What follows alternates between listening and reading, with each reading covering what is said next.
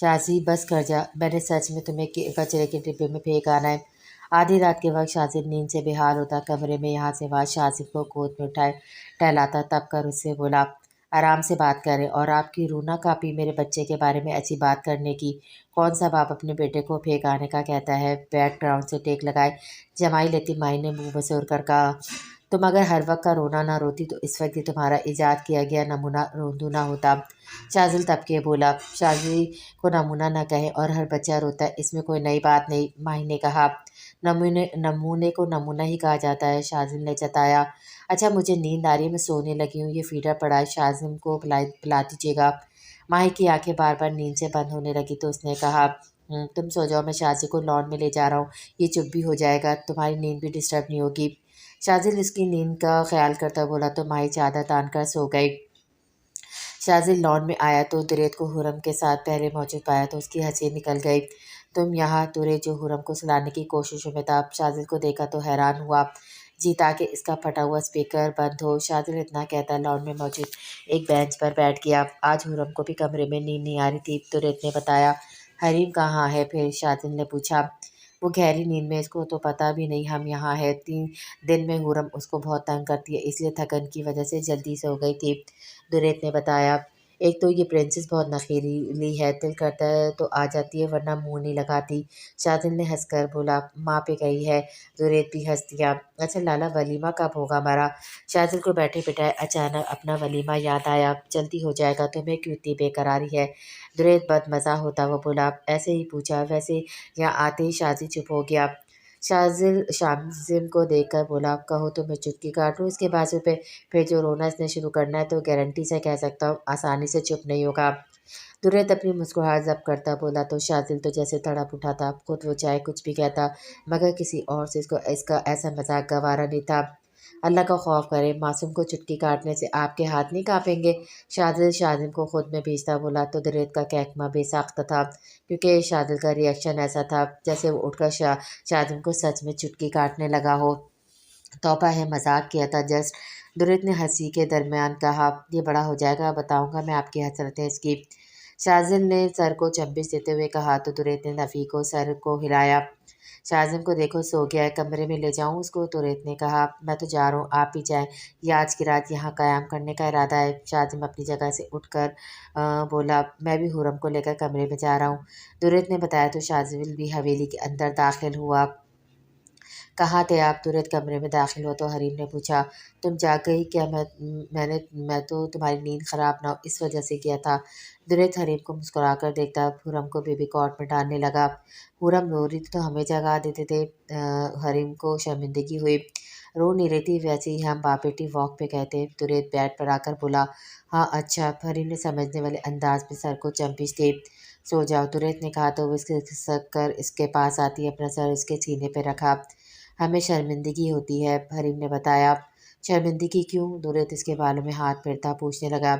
ہم نے آپ کو بہت باتیں سنائی تھی، یہ جانتے ہوئے بھی آپ نے بچپن سے ہمارے لیے بہت کچھ کیا، ہماری ہر ضرورت کو پورا کیا، بنا کہے بنا مانگے وہ سب کچھ ہمیں دیا جس کو شاید ہم ڈیزرو بھی نہیں کرتے تھے، مگر جب ہم نے ایک چیز آپ سے مانگی اور آپ نے نہ دی تو ہم نے آپ کے کیے گئے احسانات بھی بھول گئے۔ حریم آہستگی سے بولی، میں نے تم پہ کوئی احسان نہیں کیا زوجہ محترمہ، میں نے جو کچھ کیا تھا وہ میری محبت تھی، مجھے تم بچپن سے عزیز رہی ہو، دریت نے کہنے کے ساتھ ہی اس کے ماتھے پہ بوسہ دیا۔ اچھا تو ہم اگر آپ کو اتنے عزیز تھے تو آپ نے والیٹ میں ہماری تصویریں رکھنے کی بجائے کسی چڑیل کی تصویر کیوں رکھی ہے؟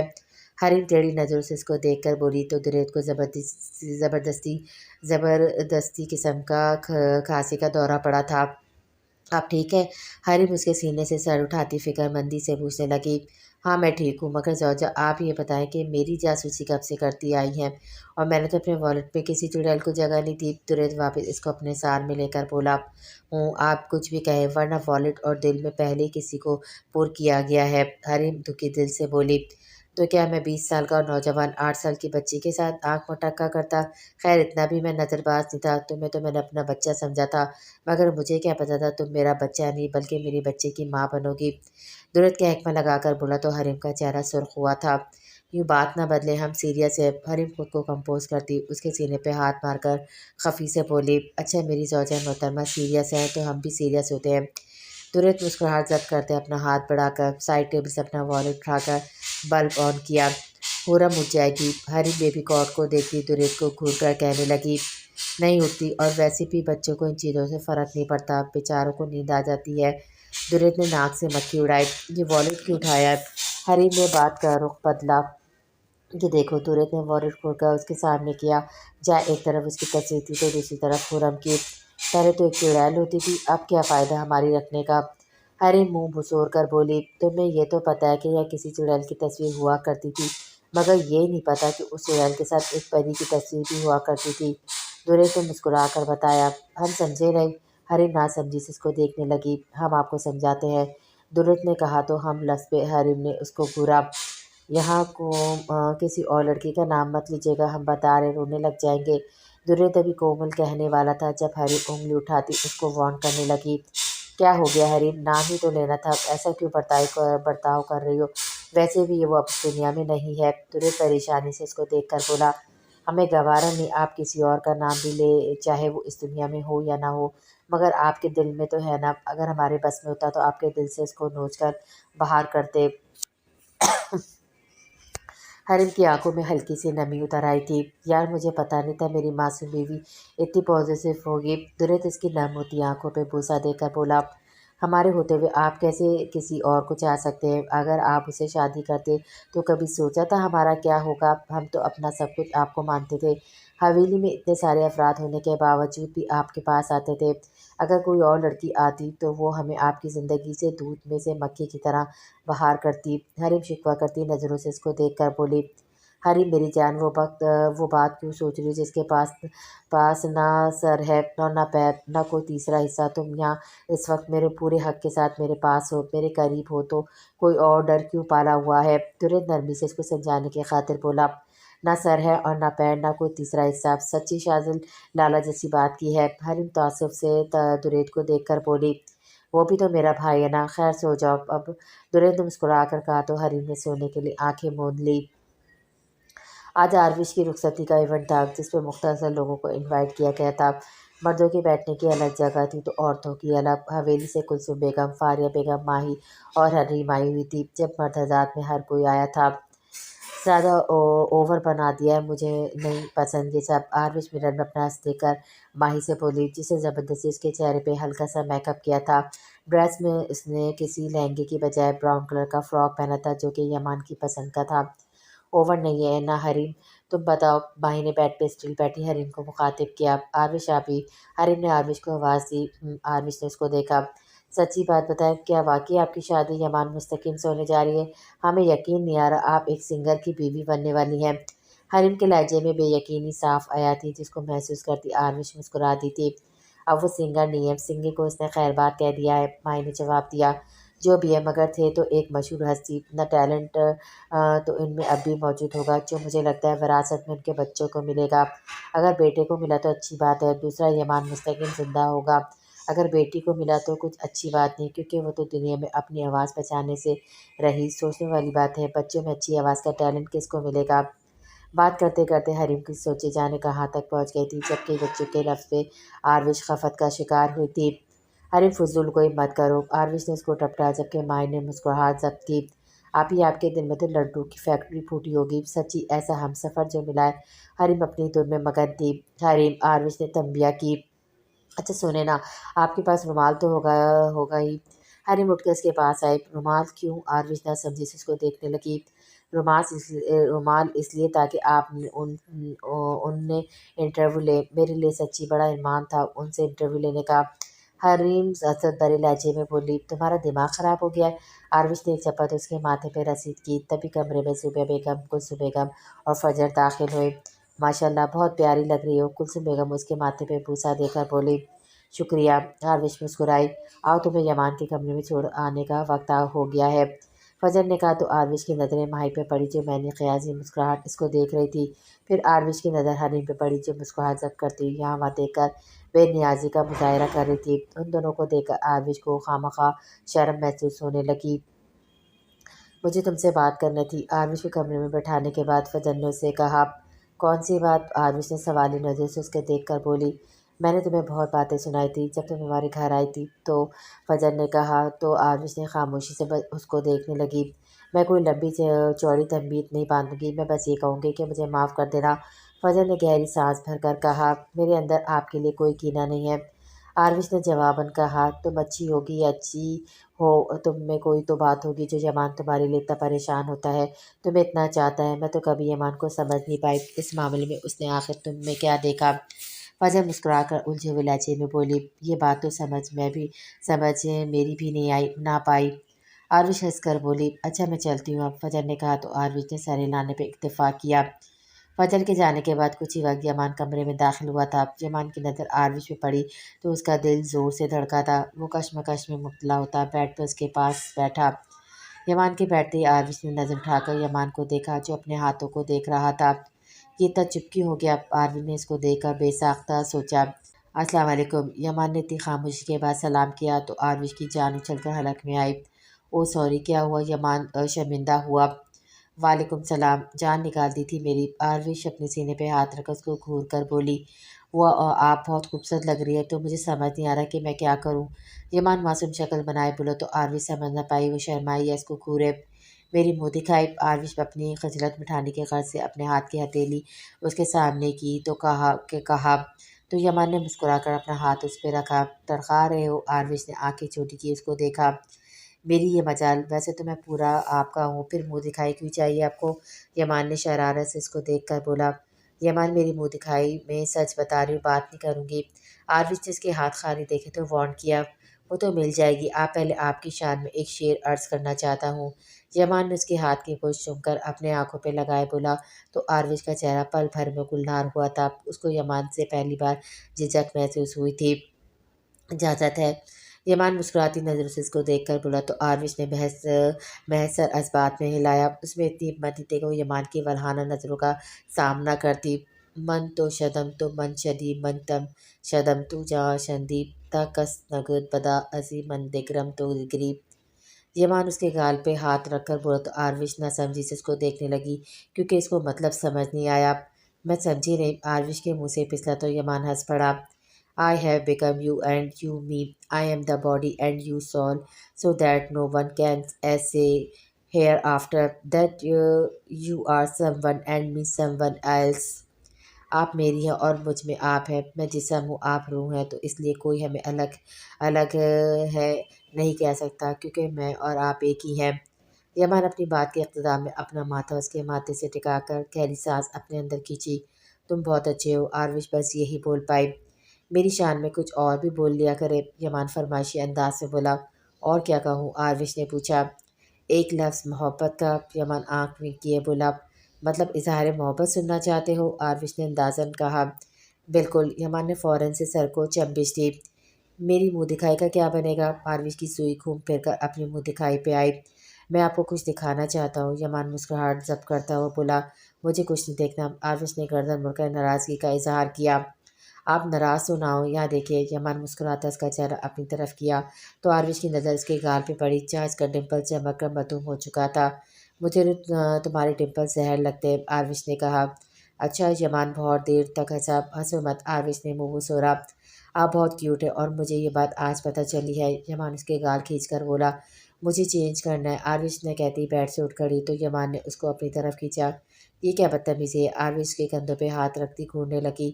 بدتمیزی کہا، آپ پہلی بار میرے لیے تیار ہوئی ہیں تو مجھے تعریف کرنے کا موقع تو دیں، یمان نے کہا۔ جس طرح میری منہ دکھائی ہضم کر لینا، تعریف بھی اپنی کسی کی ہوتی سوتی کی کرنا، آروش نے کہا تو یمان نے اس پہ اپنا گہرا تنگ کیا۔ میں نے کبھی سوچا نہیں تھا کہ ہمارے درمیان ایسا وقت بھی آئے گا، یمان کھوئے ہوئے لہجے میں بولا۔ کتنے چالاک ہو نا تم، منہ دکھائی کی بات کیسے نظر انداز کر رہے ہو؟ آروش نے کہا۔ ایسا نہیں ہے، یمان نے جھک کر عقیدت سے اس کا ماتھا چوما۔ پھر کیا بات ہے؟ آروش نے پوچھا۔ ایک منٹ، یمان اس سے کہتا سائڈ ٹیبل کے ڈرا کھول کر وہاں سے کچھ کاغذات اور ایک چیز نکال کر اس کو دی تھی۔ آروش ناسمجھی سے ان کو دیکھنے لگی۔ اچانک اس کی آنکھوں میں بے یقینی اتر آئی تھی۔ یمان دلچسپی سے اس کے تاثرات نوٹ کر رہا تھا۔ یمان، یہ آروش کے منہ سے الفاظ نکلنا مشکل ہوئے۔ کیسا لگا میرا پہلا تحفہ؟ یمان اس کے کندھے پہ اپنی ٹھوڑی ٹکائے پوچھنے لگا تو آروش کی آنکھوں سے خوشی سے آنسو آئے تھے۔ وہی جھٹکے سے پلٹ کر یمان کے سینے سے لگی تھی۔ یمان سچ میں ہم عمرہ کرنے جائیں گے؟ عارف پرجوش لہجے میں اس سے پوچھنے لگی۔ جی بالکل، کہ آپ کو یقین نہیں آ رہا؟ یمان اس کو خوش دے کر مسکرا کر بولا۔ مجھے سچ میں یقین نہیں آ رہا، بہت بہت شکریہ تمہارا۔ آروش نے کہا، میں بہت وقت سے سوچ رہا تھا آپ کو منہ دکھائے میں کیا دوں، کیونکہ میں جانتا تھا آپ کو گولڈ کی چیزیں اٹریکٹ نہیں کرتی، پھر سوچا کیونکہ عمرے پہ جایا جائے۔ یمان نے کہا، تم واقعی بہت اچھے ہو۔ آروش نے ایک بار پھر کہا، ایک اور چیز دکھانی ہے۔ یمان اس سے الگ ہوتا وارڈروب سے ایک چیز نکالی۔ یہ کس چیز کا اسکیچ ہے؟ آروش نے متجس لہجے میں پوچھا۔ دیکھ لیں۔ یمن نے اس کی طرف بڑھایا۔ میری آنکھوں کا اسکیچ؟ آروش حیران ہوئی۔ جی، کیونکہ میرے پاس یہی تھی، پہلے یہ دوسرے کمرے میں تھا، اب سوچ رہا ہوں اپنے کمرے میں لگاؤں۔ یمان نے بتایا۔ تم نے کب بنوایا تھا؟ آروش نے اس سے پوچھا۔ بنوایا نہیں تھا، خود بنایا تھا، آج سے 4-5 سال پہلے، یمان نے بتایا۔ کیا چیز ہو تم یمان؟ آروش کو دیکھ کر بولی۔ آپ بتائیں میں کیا کہوں؟ یمان نے چھیڑنے والے انداز میں کہا۔ تمہارے ڈمپلز مجھے بہت بہت اچھے لگتے ہیں۔ آروش نے بہت کو کھینچ کر ادا کیا۔ ابھی تو آپ نے کہا تھا زہر لگتے ہیں، یمان نے جیسے یاد کروایا۔ میں نے کہا اور تم نے مان لیا؟ آروش کے گال پہ اپنا ہاتھ رکھ کر بولی۔ ایک بات کہوں؟ یمان نے پوچھا۔ بار بار اجازت کیوں لے رہے ہیں؟ آروش بروچکائے ہوئے پوچھا۔ ایسے ہی، خیر میں کہنا چاہتا کہ میں آپ سے بہت پیار کرتا ہوں اور آپ کو پانے کے بعد میں بہت خوش ہوں۔ یمان اس کے دونوں ہاتھ تھام کر کہا، شکریہ۔ آروش نظریں چکائے بولی، شکریہ کس چیز کے لیے؟ یمان نے سوالی نظروں سے اس کے دیکھ کر پوچھا۔ مجھے پیار کرنے کے لیے، اتنا اچھا تحفہ دینے کے لیے۔ آروش نے وجہ بتائی۔ اس کے لیے آپ کو بس تعمر میرے ساتھ رہنا ہے، کسی شکریہ کی ضرورت نہیں، یمان نے کہا۔ اچھا یہ بتاؤ تمہیں کیا کیا پکانا آتا ہے؟ آروش کے دماغ میں اچانک کچھ کلک ہوا تو پوچھا۔ آپ کیا کھانا چاہتی ہیں؟ یمان نے الٹا اسے سوال پوچھا۔ میں بس جاننا چاہتی ہوں، آروش نے بتایا۔ مجھے بس پراٹھے بنانا آتے، وہ بھی آپ ہی والوں سے سیکھا تھا، یمان نے بتایا تو آروش ہنسی۔ ویسے اچھے بناتے ہو پراٹھے، آروش نے تعارفی انداز میں کہا۔ بڑی جلدی تعریف کر دیا آپ نے، اور میرے ان پراٹھوں کا کمال ہے جو آپ موٹی ہو گئی۔ یمان ہونٹوں تلے دانتوں تلے دبائے ہوئے بولا۔ ہاں ہاں، تمہیں تو سوکھی لکڑیوں جیسی لڑکیاں پسند ہوگی، جن کے ساتھ تمہارے گانے ہوتے ہیں نا، یا وہ جن کے ساتھ ماڈلنگ کرتے تھے۔ آروش جذبات میں آتی اپنا بھانڈا پھوڑ گئی۔ ڈونٹ ٹیل می کہ آپ میرے گانے سنتی تھی؟ یمان خوشگوار حیرت سے اس کو دیکھ کر بولا تو آروش سر پر اٹھائی۔ ایسا کچھ نہیں، وہ تو میں نے تکا لگایا۔ آروش نے بات سنبھالی۔ اچھا آپ کہتی ہیں تو مان لیتا ہوں، ورنہ مجھے یقین نہیں آ رہا، یمان نے کہا۔ اچھا میں اب چینج کرنے جا رہی ہوں، آروش نے اپنے ہاتھ اس کے ہاتھ سے چھڑوا کر بولی۔ جلدی آئے گا، مجھے بہت باتیں کرنی ہیں آپ سے، یمان نے اپنا ماتھا اس کے ماتھے سے زور سے ٹکرا کر بولا۔ ساری رات مجھے واش روم میں قیام کرنا ہے، آروش جل کے بولی تو یمان کا کہکمہ چھوٹ گیا۔ تو ملا تو یقین آیا، مجھ پہ بھی مہربان محبت ہے، شکرانے نفل ادا کر لیں۔ آروش واش روم سے باہر آئے تو یمان نے کہا، ساتھ؟ آروش حیران ہوئی۔ جی میری امامت، یمان نے کہا۔ ضرور، آروش کی زبان جانے کیوں لڑکھڑائی۔ میں چینج کر آؤں؟ یمان اتنا کہتا جلدی سے واش روم کی جانب چلا گیا، جبکہ آروش کو اب بھی اپنی قسمت پہ اعتبار نہیں آیا تھا۔ شاذل شازی کے گال کتنے پیارے اور پھولے ہوئے نرم سے ہیں، دیکھ کر دل چاہتا کہ چٹاچٹ چوم لیا جائے۔ ماہی پرجوش لہجے میں شاذل کو بتانے لگی۔ وہ سب اس وقت اپنے اسلام آباد والے گھر میں موجود تھے۔ ہاں واقعی پیارے اور پھولے ہوئے نرم سے ہیں، دیکھ کر دل چاہتا تھپڑ مارا جائے۔ ویسے تھپڑ مارنے سے کتنی اچھی آواز گونجے گی، جسٹ امیجن۔ شاذل اس کی گود میں شازی کو دیکھ کر بولا تو ماہی نے تعصب سے اس کو دیکھا۔ آپ سے کسی اچھی بات کی توقع رکھنا فضول عمل ہے، ماہی نفی میں سر اس بات میں لا کر بولی۔ اب ایسی بھی کوئی بات نہیں، شاذل نے کہا۔ اچھا سنیں، زین لالا کی شادی اور میں پورے 1 ماہ اپنے گھر رہوں گی، اتنا وقت ہو گیا گھر نہیں گئے۔ کچھ یاد آتے ہی ماہی شاذل کے پاس کھسک کر بتانے لگی۔ 1 ماہ کس خوشی میں رہو گی وہاں؟ شاذل نے 1 ماہ والی بات پہ اس کو گھورا۔ یہ لالا ہے، میرے اور بہنوں کے کتنے ارمان ہوتے ہیں اپنے بھائیوں کی شادی کو لے کر، ماہی نے منہ مسوڑ کر کہا۔ ہوتے ہوں گے، مگر تم جسٹ فنکشن وغیرہ میں جا کر واپس آؤ گی، 1 ماہ کا کیا، 1 دن بھی رہنا نہیں بنتا تمہارا وہاں؟ شاذل نے حکم سنایا۔ یہ میرے ساتھ زیادتی ہے، ماہی نے احتجاج کرنا چاہا۔ اگر تم گئی تو وہ بھی میرے ساتھ زیادتی ہوگی، شاذل دو بدو بولا۔ آپ ایسا نہیں کر سکتے، ماہی روحان سی ہوئی۔ مجھے کرنا پڑے گا، کیونکہ 1 ماہ بہت زیادہ وقت ہے، شاذل نے کندھے اچکائے۔ آپ چاہتے ہیں میں اپنے بھائی کی شادی پہ مہمانوں کی طرح جاؤں؟ کتنا برا لگے گا یہ، ماہی نے کہا۔ نہیں لگتا برا، شاذل شانے پہ نیازی سے بولا۔ بات مت کیجیے گا، ماہی ناراضگی سے کہتی، اپنے اور شاذل کے درمیان میں شاذل کو لٹا کر خود کروٹ کے بل سو گئی۔ ماہی یار ناراض تو مت ہو، میری حالت بھی تو سمجھو، میرا دل نہیں لگے گا تمہارے اور شازی کے بغیر۔ شاذل اس کے عمل پہ گہری سانس بھر کر بولا تھا، مگر ماہی نے کوئی جواب نہیں دیا۔ ماہی، شاذل نے اس کو آواز دی۔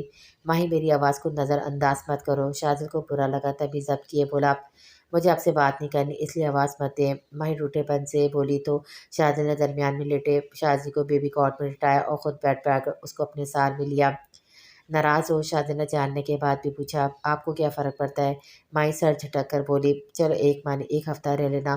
اس کی ناراضگی پہ شاذل ذیل پہ پتھر رکھ کر بولا، اس احسان کی بھی ضرورت نہیں، میں جاؤں گی ہی نہیں۔ ماہی کی آنکھیں نم ہوئیں، ایک ہفتے سے زیادہ میں نہیں رہنے دوں گا ماہی، کیونکہ مجھے یاد آئے گی تم دونوں کی، کیسے رہوں گا میں؟ شاذل پہلی بار بے بس ہوا تھا۔ آپ خود کا تو نام میرا سوچا، آپ کو یاد ہے شاذل میرے پیٹ میں 2 ماہ کا تھا جب میں گئی تھی، اور آپ ماشاءاللہ سے ہمارا بیٹا 1 سال کو ہونے جا رہا ہے، میں نے ایک دفعہ بھی چکر نہیں لگایا۔ ماہی اس کی جانب کروٹ لے کر بولی، کیا تم 1 ماہ وہاں رہ لو گی؟ شاذل نے سنجیدگی سے پوچھا۔ میرے ماں باپ کا گھر ہے، ظاہر سی بات ہے رہ لوں گی، یہ کیسا سوال ہوا؟ ماہی کو سمجھ ہی نہیں آیا۔ ٹھیک ہے پھر چلی جانا، شاذل سنجیدگی سے کہتا اس کے گرد اپنا حصار توڑ کر کروٹ لے کر لیٹ گیا۔ شاذل، اب آپ کیوں ناراض ہو رہے؟ ماہی اس کی پشت کو گھور کر بولی، تمہیں فرق نہیں پڑنا چاہیے، شاذل نے جتایا، آپ شوہر ہیں میرے، آپ کی ناراضگی کا فرق مجھے پڑے گا۔ ماہی نے کہا، شوہر کی بات کبھی پاس ہوتا تو کیا بات ہوتی؟ شاذل نے تنزیہ کہا، اچھا ٹھیک ہے، جیسا آپ چاہتے ہیں ویسا ہی ہوگا۔ ماہی اپنا سر اس کی پشت سے ٹکا کر بولی تو شاذل کے چہرے پہ ایک گہری مسکراہٹ آئی۔ سوچ لو، شاذل اس کی طرف رخ کرتا ہوا بولا، سوچنا کیسا ہے جب کرنا وہی ہے جو آپ نے کہنا ہے۔ ماہی ناک منہ چڑھا کر بولی تو شاذل کی ہنسی چھوٹ گئی۔ میری گولو مولو بیوی بہت عقل مند ہے، شاذل شدت سے اس کا ماتھا چوم کر بولا، شکر ہے کبھی عقل مند بھی کہا۔ منہ بسور کر بولی، شاذل کچھ کہہ نہیں پاتا جب شاذل کے رونے کی آواز کانوں میں ٹکرائی تو اس نے گھور کر بیبی کاٹ کو دیکھا۔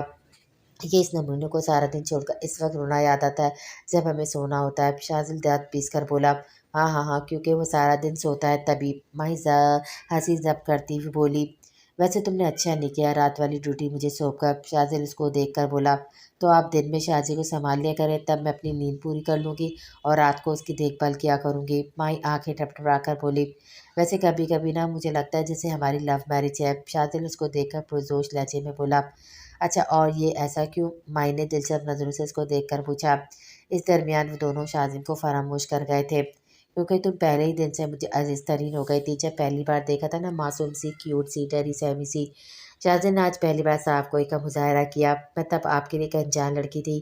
ماہی نے کہا، ہم تم میری بیوی تھی اس وقت، شاذل نے کہا تو مسکرائے۔ وہ بیوی جس سے آپ چڑھتے تھے، ماہی نے یاد کروایا۔ ہاں، کیونکہ میں تم سے ناواقف تھا، اب جب اس وقت کو سوچتا تو ہنسی آ جاتی ہے، شاذل نے بتایا۔ اور آپ کو پتہ ہے میں کیا سوچتی ہوں؟ ماہی نے کہا، کیا سوچتی ہو؟ سوال پوچھا گیا۔ یہی کہ اگر ہمارا نکاح نہ ہوتا اور ایسے ہی ہماری اتفاقاً کہیں ملاقات ہو جاتی تو آپ کو کبھی مجھ معمولی شکل و صورت والی لڑکی پسند نہ آتی۔ ماہی نے کہا، ہو جاتی، کیونکہ محبت کرنے کے لیے محبوب کا چہرہ خوبصورت ہونا میٹر نہیں کرتا، مجھے تو تمہاری معصومیت اٹریکٹ کرتی ہے۔ شاذل اس کے گال پہ ہاتھ رکھ کر جیسے ہی بولا، شاذل نے رونے میں رفتار بڑھائی، جائیں شاذی بلا رہا ہے۔ ماہی مسکراہٹ ضبط کرتی بولی، اگر اس نے اپنے کرتوت نہیں بدلے تو وہ دن دور نہیں جس دن میں اس کو باہر پھینکاؤں گا۔ شاذل جلے کٹے انداز میں کہتا ہے، بیڈ سے اٹھ کھڑا ہوا، صرف دودھ پلا دیں سو جائے گا پھر۔ ماہی نے مسکرا کر کہا، فیڈر تو خالی ہے۔ شاذل نے فیڈر اس کے سامنے لہرایا، لائے میں کچن سے لاتی ہوں۔ ماہی اتنا کہتی اٹھنے لگی جب شاذل بول پڑا، تم بیٹھو میں لاتا ہوں، دودھ کو ابالیے گا پہلے، کیونکہ آج میں نے نہیں ابالا تھا۔ ماہی نے اس کو جاتا دیکھا تو کہا، حریم نے حرم کے لیے ابال لیا ہوگا۔ شاذل اتنا کہتا کمرے سے باہر چلا گیا تو ماہی مسکراتی بیک گراؤنڈ سے ٹیک لگا گئی، مبارک ہو، آپ کے بھائی کی نیا پار لگ گئی ہے آخر۔ فجر یامین کو سنانے کے بعد کمرے میں آئی تھی جب ارمان نے شرارت سے کہا، تمہیں بھی مبارک ہو۔ فجر اس کو گھور کر بولی، سوچنے کی بات ہے، کیا واقعی اب ویسا کرے گی جیسا یامین کو کہتی ہیں؟ ارمان اس کو دیکھ کر بولا، کیا کہتی ہوں میں یامین کو؟ فجر ناسمجھی سے اس کو دیکھنے لگی، یہی کہ یمان سر کی بیٹی سے شادی وغیرہ۔ ارمان نے کہا تو فجر ہنس پڑی، کیا ہو گیا ارمان؟ یامین بچہ ہے، تنگ کرتا تو بہلانے کی خاطر اس سے کہتی ہوں، مگر تم نے تو اس بات کو سیریس ہی لے لیا۔ فجر نے جیسے اس کی عقل پہ ماتم کیا، میری تو خیر ہے، اگر یہ بات یامین سیریسلی لے گیا تو؟ ارمان پرجوش لہجے میں بولا، 7 سال کا بچہ ہے وہ، اس کو یہ بات یاد نہیں رہے گی، ویسے بھی اب میں اس کو ایسا کچھ نہیں کہتی، صرف 2 بار کہا تھا۔ فجر نے کہا، ماشاءاللہ سے 1 ماہ بعد وہ 8 سال کا ہو جائے گا، دوسری بات کہ اب کیوں نہیں کہتی اسے؟ ارمان نے سوالیہ نظروں سے اس کو دیکھ کر پوچھا، کیونکہ جب رات ہوتی تو وہ بار بار پوچھتا تھا ماموں کی بیٹی کیسی ہوگی، دیکھنے میں پیاری ہوگی، اس کی گالوں میں ہماری طرح ڈمپل ہوں گے، ہم کب اس کو دیکھیں گے؟ فجر چیچری لے کر بتانے لگی تو ارمان ہنس پڑا۔ ہمارا یامین سیریس لگتا ہے، ارمان نے کہا۔ ایسا کچھ نہیں، فجر اسے کہتی سونے کے لیے لیٹ گئی۔ آج دريت، حریم اور شاذل ماہی کا ولیمہ تھا، جس کا کھانا سب سے پہلے گاؤں کے غریب لوگوں میں تقسیم ہوا تھا اور بچوں کو حویلی کی ایک سائڈ پہ بٹھا کر کھانا کھلایا جا رہا تھا۔ حویلی میں آج پورا گاؤں جسے شرکت کرنے آیا تھا، مگر آروش نہیں آ پائی تھی کیونکہ اپنے ولیمے کے اگلے دن وہ عمرے کی ادائیگی کے لیے نکل گئے تھے۔ آج تو ہم تھک گئے، حریم کمرے میں آتی تھکن زدہ لہجے میں بولی۔ کون سا حل چڑھایا تھا؟ ایک جگہ پہ بیٹھی ہوئی تھی دريت جو اس کے پیچھے کمرے میں داخل ہوا تھا، وہ بولا۔ تبھی تو تھک گئے، اتنا بھاری جوڑا چور لی، توبہ! ویسے ہماری حرم کہاں ہے؟ بات کرتے کرتے حریم کو اچانک حرم کا خیال ہے تو پوچھا۔ شاذل کے پاس ہے، دريت نے بتایا۔ اچھا آپ نے بتایا نہیں، ہم کیسے لگ رہے؟ حریم دريت کے سامنے کھڑی تھی، گول گول گھومنے لگی تو دريت کو وہ بچی لگی۔ حریم اس وقت بلو کلر کے لہنگے میں ملبوس تھی، ساتھ میں سیم کلر کا حجاب پہنا ہوا تھا، چہرے پہ ہلکے سے میک اپ کا ٹچ تھا۔ بلو کلر اس نے دريت کی وجہ سے پہنا تھا کیونکہ یہ کلر دريت کا فیورٹ تھا۔ ہماری زوجہ بہت پیاری لگ رہی ہے، دريت اس کا ہاتھ تھام کر مسکرا کر بولا۔ آپ بھی اچھے لگ رہے ہیں، ویسے آپ کبھی شاذل لالا کی طرح جینس پہنا کریں نا۔ حریم اس کو کاٹن کی سفید شلوار قمیض کے ساتھ مردانہ شال میں ملبوس دیکھا تو فرمائشی انداز میں کہا، جس پہ دريت نے اس کو گھورا۔ چینج کر کر آؤ، تب تک میں ملازمت سے کھانے کا کہتا۔ دريت نے بات کا رخ بدلا۔ اچھا، حریم نے منہ بسورا۔ بھلا پہلے میں چینج کر لوں؟ دريت بڑبڑاتا وارڈروب کی جانب بڑھا۔ اس سائڈ پہ میرے کپڑے ہوتے ہیں۔ حریم اب اس کو روکنے والی تھی مگر اس سے پہلے دريت نے وارڈروب کھول دیا جس پہ حریم کے سارے کپڑے کسی بارش کی طرح دريت پہ برسے تھے۔ حریم دانتوں تلے دباتی جلدی سے رخ بدل گئی، جبکہ دريت جو تب کہ اس کو کچھ کہنے والا تھا، مگر جب نظر سامنے ایک فریم پہ پڑی تو الفاظ منہ میں ہی دم توڑ گئے۔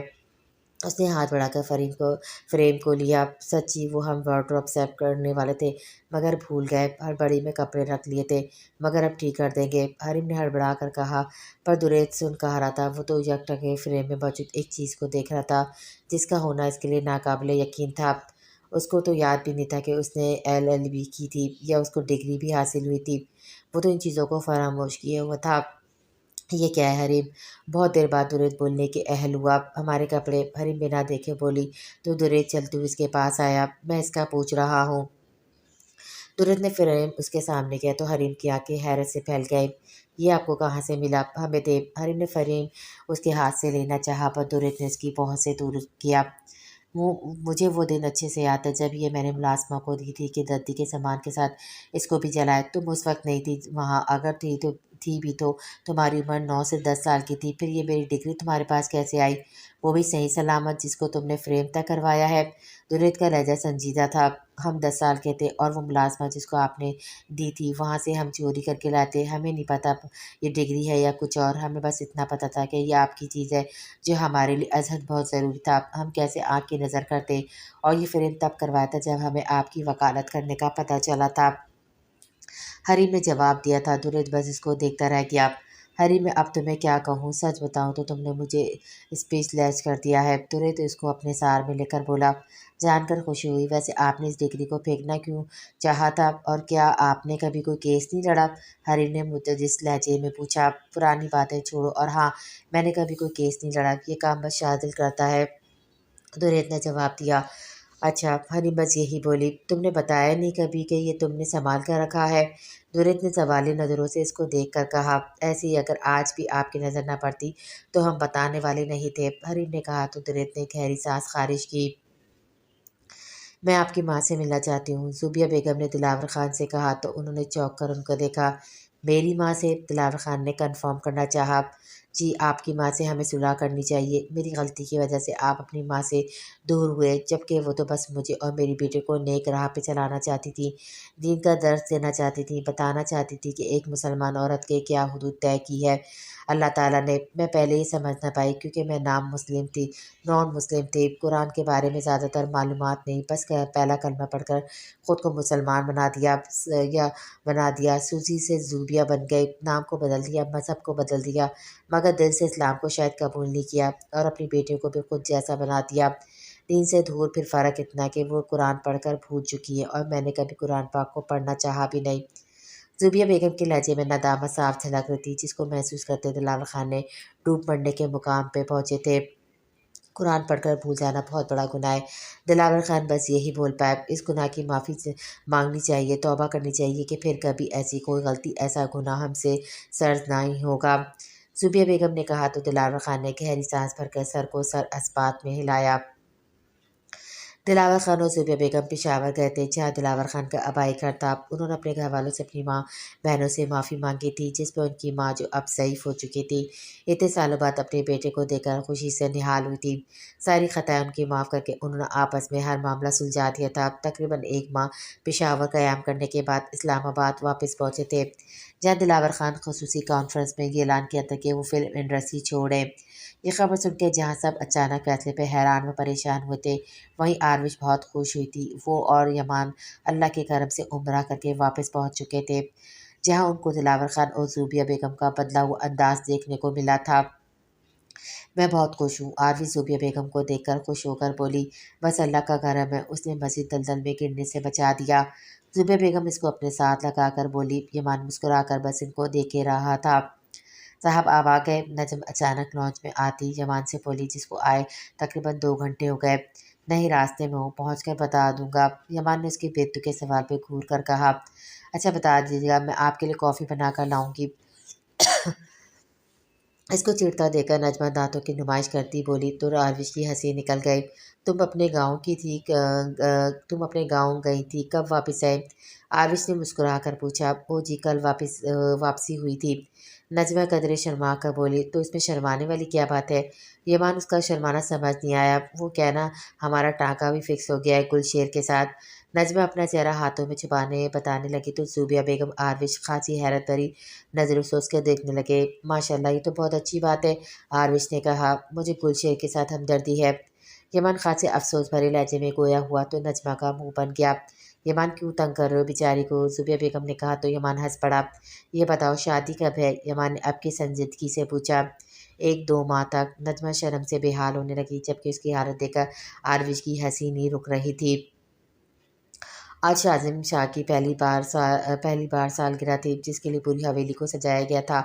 گاؤں میں الگ سے طوائف بانٹے جا رہے تھے۔ ماں یہ سب دیکھ کر خوش ہونے کے ساتھ ساتھ حیران ہوتی جا رہی تھی، کیونکہ اس کے سب ٹھیک تھا، نہ کوئی صورت کا مسئلہ اور نہ ذات وغیرہ کا۔ وہ شاذم شاہ کی بیوی تھی، جو کہ اب اس کی پہچان تھی، اور آج شاذم کی سالگرہ کے ساتھ ساتھ گاؤں میں دستار بندی کا بھی فیصلہ ہونا تھا، جو یقیناً دولہے شاہ کے حق میں ہونا تھا، کیونکہ شاذم نے پہلے ہی منع کیا ہوتا کہ وہ سرپنچ نہیں بنے گا۔ دوسرا کی بات، دیدار شاہ نے اپنی دوسری شادی کا اعلان کیا تھا، جس پہ کسی نے اعتراض نہیں اٹھایا تھا، سوائے فردوس بیگم اور شبانہ بیگم کے۔ انہوں نے ہنگامہ بہت رچایا تھا، مگر کسی نے ان کی بات سننا گوارا نہیں کیا تھا۔ شبانہ بس ہر وقت ہر ایک کو دیکھتی جلتی کرتی رہتی، اس کا بس نہیں چلتا، وہ ہر چیز کو اجاڑ کے رکھ دیتی، مگر اس کا حسد صرف اسی کو جلا کر راکھ کر رہا تھا۔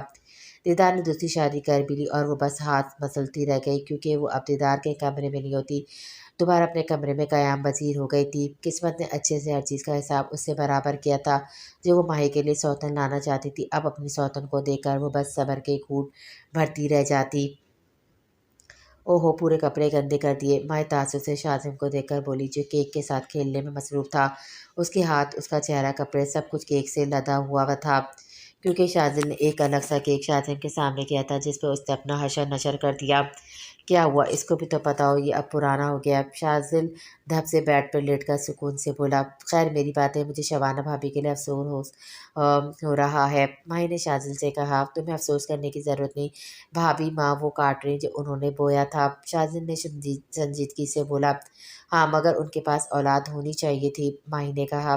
چھوڑو یہ سب باتیں، شاذم کے کپڑے چینج کرو، آج ہمیں اسلام آباد کے لیے نکلنا ہے۔ شاذم نے بات کا رخ بدلا تو ماہی نے مزید کچھ نہیں کہا۔ ایسے کیا دیکھ رہے ہو؟ آروش کی صبح آنکھ کھلی تو یمان کی نظریں خود پہ محسوس کیے پوچھا۔ آپ کیا پریگننٹ ہیں؟ یمان کے ایسے سوال پہ آروش کے چہرے کی ہوائیاں اڑنے لگی۔ وہ سمجھ نہیں پائی اچانک صبح صبح یمان کو کیا ہوا جو ایسا سوال پوچھ رہا ہے۔ نہیں، پر تم کیوں یہ پوچھ رہے ہو؟ آروش خود پہ قابو پائے جواب میں بولی، آپ کو پتہ ہے میں نے خواب میں کیوٹ سی بچی کو دیکھا، تبھی پوچھا، یمان نے کہا تو آروش خاموشی سے اس کو دیکھنے لگی جس کے چہرے پہ ہلکی مسکراہٹ تھی۔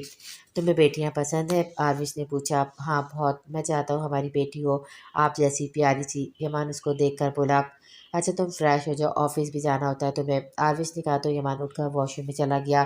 پر آروش گہری سوچ میں ڈوب گئی تھی۔ کچھ دنوں سے اس کو اپنی حالت خراب محسوس ہو رہی تھی مگر وہ نظر انداز کر گئی تھی، مگر یمان کی بات پہ اس کو خوشگن احساسات نے آ گھیرا تھا۔ اس نے بے ساختہ اپنا ہاتھ پیٹ پہ رکھا تھا۔ یمان کے آفس جانے کے بعد اس نے کلثوم بیگم کو کال کیے، یمان کے خواب کے بارے میں بتایا تو انہوں نے ایک بات بتائی جس پہ وہ عمل پیرا ہوئی تو پازیٹیو رسپانس دے کر آروش کا دل زور سے دھڑکا تھا۔ اس نے اپنی خوشی سنبھالی نہیں جا رہی تھی۔ یمان کتنا خوش ہوگا؟ آروش اپنے منہ پہ ہاتھ رکھتی تصور میں یمان کو لائے سوچنے لگی۔ آروش نے سوچا تھا وہ یمان کو سرپرائز دے گی۔ موم، آروش کہاں ہے؟ یمان گھر آئے تو آروش کو دیکھ کر زوبیہ بیگم سے پوچھا کیونکہ ہر روز وہ اس کے لیے ہال میں انتظار کیا کرتی تھی۔ شاید کمرے میں ہو، میں نے تو نہیں دیکھا صبح سے اس کو، زوبیہ بیگم نے تو بتایا تو یمان کچھ پریشان ہوا۔ میں دیکھتا ہوں، یمان اس سے کہتا کمرے میں آیا جہاں آروش نہیں تھی۔ یمان ایک نظر پورے کمرے میں دوڑا رہا تھا جب ڈریسنگ مرر پہ لکھی ایک چٹ نے اس کی توجہ اپنی جانب مبذول کروائی۔ یمان ڈریسنگ ٹیبل کے سامنے آتا چٹ پہ اپنی ہاتھ میں لی تو وہاں لکھی تحریر دیکھ کر ساکت سا رہ گیا جس میں محض 3 حرف لکھے ہوئے تھے، می کم بابا۔ یمان بار بار چٹ کو دیکھتا رہا، اس کی آنکھوں میں بے یقین صاف نظر ظاہر تھی، دل میں ایک الگ شور برپا تھا۔ یکساں اس کو آروش کا خیال آیا تو چٹ پہ اپنی گرفت مضبوط کرتا ٹیرس میں آیا جہاں اس کی سوچ کے مطابق آروش موجود تھی۔ آروش، یمان نے اس کو آواز دی تھی تو آروش اس کی جانب اپنا رخ کرتی نظریں چرانے لگی تو یمان کے چہرے پہ ایک گہری مسکراہٹ چھائی تھی۔ وہ تیز قدموں سے اس تک پہنچا، اپنے گلے لگا لیا تھا۔ تھینک یو سو مچ، میں بتا نہیں سکتا کہ کتنا خوش ہوں میں۔ یمان زور سے اس کو خود میں بھیجتا شدت سے بولا تو آروش مسکرائی۔ مجھے تمہاری یہی خوشی دیکھنی تھی، آروش نے بتایا تو یمان نے اس کا ماتھا چوما۔ آپ کو پتہ ہے پہلے مجھے یقین نہیں آ رہا تھا میں اپنی کیفیت کیسے بیان کروں، ایون میں ابھی بھی کنفیوز ہوں، امان نے کہا۔ میں بھی بہت خوش ہوں، آروش نے بتایا۔ آپ ہاسپٹل گئی تھی؟ یمان کو اچانک خیال آیا تو پوچھنے لگا۔ نہیں، گھر میں پریگنینسی ٹیسٹ کی تو معلوم ہوا، آروش نے آہستہ آواز میں بتایا۔ موم ڈیڈ کو پتہ ہے یہ بات؟ یمان نے مسکرا کر پوچھا۔ سب سے پہلے تمہیں بتایا ہے، آروش نے بتایا تو اس کی مسکراہٹ گہری سے گہری ہوتی گئی۔ آئے بتاتے ہیں انہیں، یمان اس کے ہاتھ پہ اپنی گہری گرفت مضبوط کیے کہا تو آروش نے سر اس بات میں ہلا کر اس کے ہم قدم ہوتی۔ وہ جانتی تھی اب آگے کا سفر خوبصورت ہے۔ کچھ عرصے بعد ہسپتال کے کوریڈور میں موت جیسا سناٹا چھایا ہوا تھا۔ یمان پریشانی سے یہاں سے وہاں ٹہلنے میں مصروف تھا کیونکہ شاذل سنجیدہ بینچ پہ خاموش بیٹھا ہوا تھا اور درید نہیں تھا یہاں کیونکہ آروش کی پریگننسی کے 1 ماہ بعد خیال سے حریم دوبارہ پریگننٹ ہوئی تھی جس پہ وہ بہت خوش تھی، مگر درید پریشان ہو گیا تھا۔ ایک تو حرم بھی چھوٹی تھی، دوسرا حریم کی ایج بھی کم تھی، ایسے میں وہ 2 بچوں کو کیسے سنبھالتی؟ مگر جلدی حریم نے اس کے خیالات دور کر دیے۔ دوسرا درید اس کا بہت سارا خیال رکھ رہا تھا اور آج آروش کی ڈیلیوری تھی جس پہ یمان کی جان بھی بن آئی تھی۔ تبھی وہاں ڈاکٹر آئے تو سب الرٹ ہوئے۔ مبارک ہو، بیٹا ہوا ہے، لیڈی ڈاکٹر نے مسکرا کر بتایا تو سب خوش ہوئے تھے۔ وہی امان نے شکر کا سانس ادا کیا۔ ارمان کے ساتھ بیٹھا 9 سالہ جمین کا منہ بیٹا لفظ پہ اتر گیا تھا۔ میں مل سکتا ہوں؟ یمان نے بے چینی سے پوچھا۔ شیور، ڈاکٹر کا اتنا کہنا تھا۔ یمان 1 منٹ کی تاخیر کیے بنا وارڈ میں چلا گیا جہاں آروش کو رکھا گیا تھا۔ کیسا محسوس کر رہے ہیں آپ؟ یمان آروش کا ماتھا چوم کر فکر مندی سے اس کا چہرہ دیکھ کر پوچھنے لگا جس کی نظر اپنے چھوٹے سے بچے پہ تھی۔ میں ٹھیک ہوں، یہ دیکھو ہمارا بچہ کتنا پیارا تم پہ گیا ہے بالکل، آروش پرجوش لہجے میں اس کو بتانے لگی تو یمان کی نظر اب نومولود بچے پہ پڑی۔ ماشاء اللہ، مجھے دیں، یمان نے مسکرا کر کہا تو آروش نے اس کو گود میں بچہ دیا۔ تبھی وہاں زوبیہ بیگم، دلاور خان، فجر یامین اور شاذل داخل ہوئے تھے۔ آرو کیسی ہو؟ شاذل آروش کے پاس کھڑا ہوتا پوچھنے لگا۔ میں ٹھیک ہوں، آروش نے مسکرا کر بتایا۔ یمان یامین کو بچہ دکھاؤ، یہ بہت پرجوش تھا۔ فجر کی بات پر جہاں سب مسکرائے تھے وہیں یامین کی شکل ایسی بن گئی جیسے کڑوا بادام نگل لیا ہو۔ آپ کو بیٹی دینی تھی، یہ بیٹا کیوں دیا؟ یامین منہ کے 1000 زاویے بنا تھا۔ آروش سے مخاطب ہوا تو سب کا منہ حیرت سے کھل گیا۔ یامین، فجر نے اس کو تنبیہ کیا۔ آپ ہی چھوڑیں یامین، تم یہاں اور دیکھو بالکل تمہارے جیسا ہے یہ، یمان نے اس کو پچکارا۔ مجھے لٹل فیری چاہیے۔ یمین بزد ہوا۔ ماں سامنے کھڑی، اس سے فرمائش کرو، 1 سے 2 پھیری تمہیں دے گی۔ شاذل کی زبان میں کھجلی ہوئی، مگر اس کی ایسی بات پہ فجر سٹپٹائی تھی۔ لالا آروش نے اس کو گھورا تو شاذل نے کندھے اچکائے۔ مجھے ماموں کی پھیری چاہیے، یامن نے ایک بار پھر کہا۔ تم یہاں آؤ، یامان نے اس کو اپنے پاس آنے کا کہا تو وہ مرے مرے قدموں کے ساتھ اس تک چل کر آیا۔ یہ تمہارا چھوٹا بھائی ہے، پہلے اس کو تو دیکھو، پھر فیری بھی مل جائے گی تمہیں۔ یامان نے اس کو پچکارا تو یامن خوش ہو گیا اور آروش کو مسکرا کر یہ سارا منظر دیکھ رہی تھی جب شاذل نے اپنا سیل فون اٹھا کر اپنے موبائل پہ سب کچھ محفوظ کرنے لگا۔